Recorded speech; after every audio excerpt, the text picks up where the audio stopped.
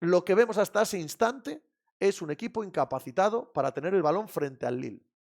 E insisto, es que es algo que hemos visto contra otros rivales del tamaño del Lille, aunque luego lo hayan podido resolver. Te puede tocar, puede pasarle a un chico normal. Siembran el pánico por la ciudad, te atrapan y después nunca más vuelve a ser lo mismo. Hola, ¿qué tal? Hoy estamos a jueves 3 de octubre del año 2024. Os hablo desde Torrelodones en Madrid, en España. Yo soy Pepe Rodríguez y este es el programa número 1511 de la sección de fútbol de Pepe Diario, ese podcast que durante 2 horas y cuarto, 2 horas y media más o menos cada día, intenta traeros toda la actualidad del deporte en un sentido general, en un sentido global y aquí, en el primer tercio del programa, aquí en medio del espacio-tiempo del universo conocido. Vaya usted a saber si no estamos también en medio del espacio-tiempo de otros muchos y múltiples universos por conocer. Vamos a charlar de fútbol, vamos a hablar de la noche durísima para el fútbol español ayer en la Champions League. Decíamos en el programa de ayer precisamente que, hombre, sacar conclusiones precipitadas de una sola jornada, de media jornada, acerca del formato de la Champions, es que nos ha dejado un día muy aburrido, es que nos ha dejado un montón de palizas, es que hay mucha distancia entre los buenos y los malos. Era un poco ridículo, era un poco absurdo. Dejemos que avance el formato, dejemos que avance el campeonato, dejemos que avance incluso 2, 3, 4 años para sacar conclusiones tan grandilocuentes con respecto a lo que un día cualquiera el fútbol nos puede dar. Pues hoy lo mismo, pero en sentido contrario. Dejemos que avance todo esto porque la primera idea que te viene a la cabeza después de ver los partidos de ayer o la semijornada de ayer en la Champions es, hostia, es que este formato es magnífico. Es magnífico para que veamos lo importante que es ganar partidos, tanto en casa como fuera, la clasificación global, la presión que te mete el saber que no existe un grupo y que todo el mundo está ganando y es gente con la que tú estás compitiendo para ser primero o segundo, o estar entre los 8 primeros, o estar entre los 24 primeros, y los que te están adelantando no son aquellos con los que ganas y pierdes, sino otros, y que tampoco es tan fácil meter goleadas, que podemos ver una cosa que no pasaba desde el año 2017, como que el Bayern de Múnich pierda en fase de grupos, frente al Aston Villa en este caso, que podemos ver a la Juventus de Turín ganando fuera de casa frente al Leipzig en Alemania, cosa que no es nada sencilla, y dices, coño, ¿estos a dónde van? El Leipzig perdiendo 2 partidos y dices, a ver si ahora estamos en un problema serio para un equipo que en los últimos años se ha paseado por esta primera fase. Decir se ha paseado puede que sea excesivo, pero desde luego ha llegado a octavos de final de manera recurrente en las últimas temporadas. Podemos pensar también que fomenta este tipo de competición, este formato, a equipos tipo Benfica, tipo Lille, que ganen sus partidos de casa, que haya un ambiente muchísimo más cercano a la competitividad que cuando estabas en un grupo con otros 3, que 2 de ellos eran muy superiores.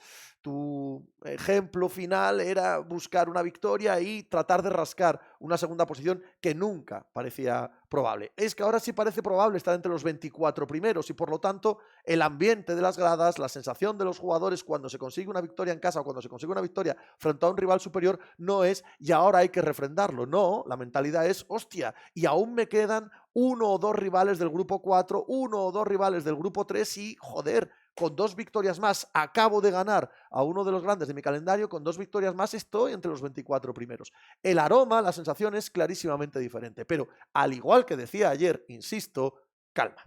Calma con las conclusiones precipitadas. De la misma manera que calma con las conclusiones precipitadas por un partido, por una derrota.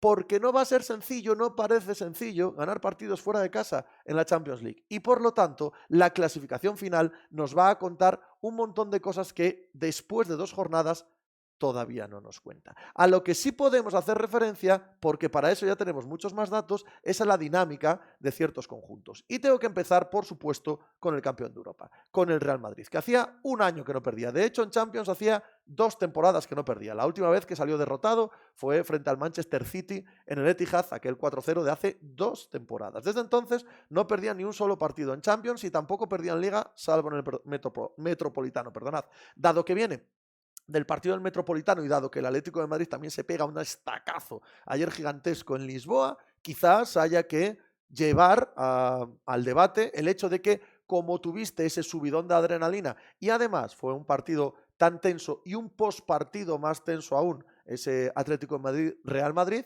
Es posible que ambos equipos llegasen a este partido con las defensas bajas, en todos los sentidos, en el futbolístico y en lo anímico. Es posible que llegasen con un periodo de descompresión emocional que les causó daño. Puede ser, pero lo que vi en los dos casos son los males y los defectos que llevamos viendo mucho tiempo de estos equipos.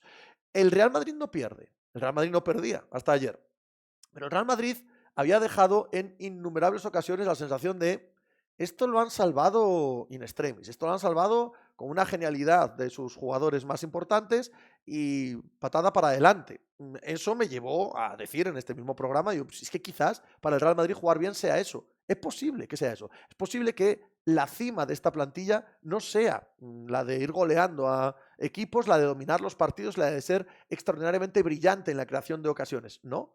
Es posible que no puedan ser más que un equipo claramente torpe con el balón en los pies en lo que a creación de fútbol se refiere, pero muy rápido, muy físico y con un talento descomunal de 3/4 de campo para adelante para decidir encuentros que en la dinámica general de los mismos pueden gritarte a la cara 0-0. Da igual, si te gritan 0-0, te pilla una Vinicius, te pilla una Bellingham, te pilla una Mbappé, Rodrigo, el que sea, y has ganado el partido. Y quizás eso es lo que hayamos visto en este último año en el que el Madrid no pierde ni un partido. Es que no los pierde, es que es así de exagerado. Bien, tarde o temprano tienes un partido como el de ayer, que incide en los defectos y no en las virtudes. Ayer no aparecen las virtudes, no aparece esa capacidad y eso que tienen oportunidades al final del partido para ganar, pero ¿cuándo no va a tener oportunidades para ganar un equipo como el Real Madrid? Lo que vemos hasta ese instante es un equipo incapacitado para tener el balón frente al Lille. E insisto, es que es algo que hemos visto contra otros rivales del tamaño del Lille, aunque luego lo hayan podido resolver. Con un centro del campo de 4 futbolistas, bien que en línea y no en rombo, Tchouaméni mostró todos sus defectos a la hora de gestionar el balón. Todos.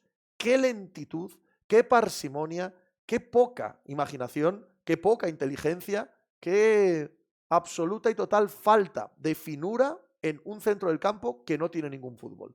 El mejor jugador es Valverde, pero no tiene tampoco ese factor de creación, si de despliegue físico, si de balón en largo, si de amenaza desde el borde del área, si de conducción, es decir, cuando me refiero a que no tiene fútbol, tiene un mogollón de fútbol, faltaba más. Lo que no tiene es esa capacidad, ¿quién me llamará? El que no tiene es esa capacidad para gestionar el balón en centro del campo que ataca espacios reducidos. No es Camavinga tampoco, o no lo fue ayer, aunque este creo que tiene algo más. Y desde luego Bellingham tirado a banda izquierda, como lo planteó ayer Ancelotti, aunque al final acaba viniéndose un poco al centro, no es tampoco un factor diferencial en este aspecto que digo de la creación de juego.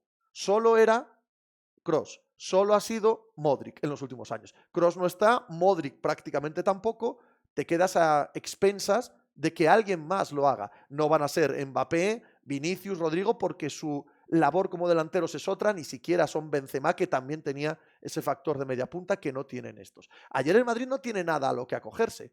No tiene lesiones de gravedad que exponer, no tiene decisiones que vayan contra la lógica imperante de la temporada, no tiene a ningún jugador completamente alejado de la dinámica de sus compañeros un día fatal, no, juegan mal todos, en bloque, en grupo, y le da donde más le duele a este Real Madrid, a que el centro del campo no tiene capacidad para hacer una cosa diferente que la que estamos viendo. ¿Será capaz de hacerlo Ancelotti? Cambiando el dibujo, cambiando a rombo en vez de a línea, cambiando a un 4-3-3 y que el diablo seleccione a los suyos, apostando por el vértigo. No lo sé, no tengo ni idea. Pero este partido del Madrid lo hemos visto muchas veces. Solo que, a diferencia de esas otras ocasiones, su descomunal talento ofensivo no apareció para salvarle. Pero la dinámica sí es consistente con lo que hemos visto del Real Madrid. Y por supuesto, eso es preocupante para el club y para esta plantilla que debe aspirar a ser primera o segunda de la fase grupos, fase liga de la Champions League, y que con esta derrota ya no va a ser sencillo. Por supuesto, todo el mundo palma, aquí ha palmado ya el Bayern, ha empatado el Manchester City, todo Dios, va a dejarse puntos. Pero perder frente al Lille ya hace que sea complicado ser primero o segundo. Y ese era el objetivo, que las ventajas de ser primero o segundo son muchas. En cuanto al Atlético de Madrid, Simeone no encuentra a su equipo. No lo encuentra. Y todo partido en el que el centro del campo sea Coque de Paul más Griezmann como ayer, es imposible que sostenga el centro del campo. Si no está Barrios y no está Conor Gallagher, no hay manera de que este centro del campo sea competitivo contra equipos bien armados, pertrechados y que sean físicamente de buen nivel como es el Benfica. Y empezando por ahí, todo lo demás se hundió. Al no estar Lenormand, se vieron los defectos en defensa. Julián Álvarez no se está mostrando más que como un delantero y no se puede fichar a alguien por 90 millones solo como un delantero que remate lo que el equipo genera, que quizás es lo que es, no lo sé. Si es lo que es, está en un problema y están aprietos el Atlético de Madrid, pero todo parte, en mi opinión, del centro del campo y eso también es consistente con lo que ya hemos visto de la temporada del Atleti. Eso no es una jornada de Champions, eso no es una derrota cualquiera, eso no es que, bueno, es complicado salir a jugar a Lisboa y el Benfica es un buen equipo, que desde luego es un buen equipo, no. Eso es lo que hemos visto de la temporada del Atleti hasta ahora. De eso y de la derrota del Girona, segunda derrota en Champions, segunda derrota autoinfligida, por así decirlo, con errores propios como fue en París, esta del Feyenoord en Montilivi también entra dentro de esa categoría. Con Pablo Leiva en la primera parte del programa. Segunda parte del programa para Dani Souto, para la previa de la Conference League que empieza hoy y donde hay que exigir al Betis que sea enormemente protagonista, probablemente detrás del Chelsea y a la altura de la Fiorentina, los máximos favoritos en esta competición. También Europa League con partidos de Real Sociedad y Athletic Club de Bilbao. ¡Wow! Mogollón. ¡Hala! Vamos con ello. Hay que andar.